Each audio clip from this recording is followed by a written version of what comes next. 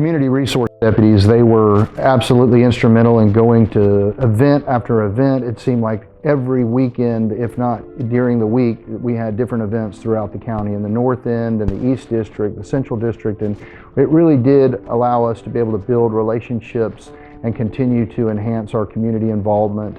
I can't say enough about them. It's been one of the most successful programs that I created in coming into office, and certainly this year was the busiest time that they've ever had. So I can't say enough for Chris Fordham, who's our Deputy of the Year, who's one of our community resource deputies in the North End, and absolutely been a huge benefit to us up there, along with Bo and Tim and all the other what we call CRDs, or community resource deputies. And you know, those folks, they do things, everything from, you know, focusing on a certain criminal aspect that needs to be focused on, whether it be traffic or intersections that we may have a high rate of traffic crashes in, show some presence there, or slowing down traffic in a certain area. So it's not just about the community involvement as far as events. They do so much for, again, traffic, or even a minor activity of drugs in a certain area that we want to show some presence. We can try and put focus on those. And sometimes sometimes not everything that we do is about violating the law or criminal law. It's about the old, what I call Andy Griffith days, where we go out there and we just try and get neighbors to get along sometimes. And it's just, sometimes it takes law enforcement out there to explain to them the potential ramifications if things escalate, and sometimes it's all it takes. So they've been a huge asset to us.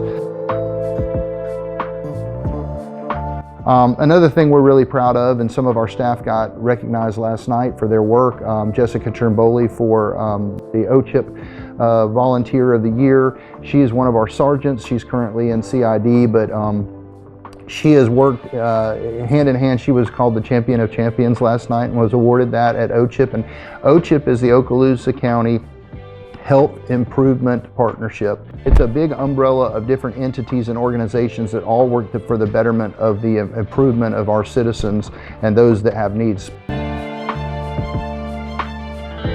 Some really, really good statistics on that, where we had, out of 125 overdoses, we went out on 116 of those and ultimately made 52 contacts, and of those, over 20% are now enrolled in services. So that's a great first testament for this program and its success. Hurricane response, we deployed to 3 different hurricanes from September, August, September, and then in October. We had Debbie, Helene, and Milton. We set up in Madison County for a week there. We were also down in South Central Florida on the Gulf side for Hurricane Milton. And then of course we went to Hurricane Debbie as well. So our team is recognized, our hurricane response team is recognized statewide as being one of the greatest assets to the regional task force. Obviously seized a lot of fentanyl and cocaine and other drugs off the streets.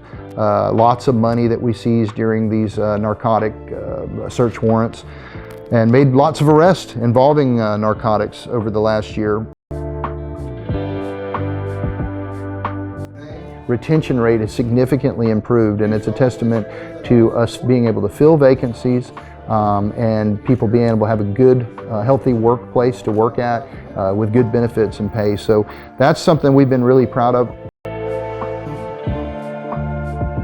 Cadet program has been another one of the greatest assets that we have had since taking office, was our cadet program, where we actually put people in school and we pay for them to be an employee while they're going to school, kind of like your big cities do with their own academies.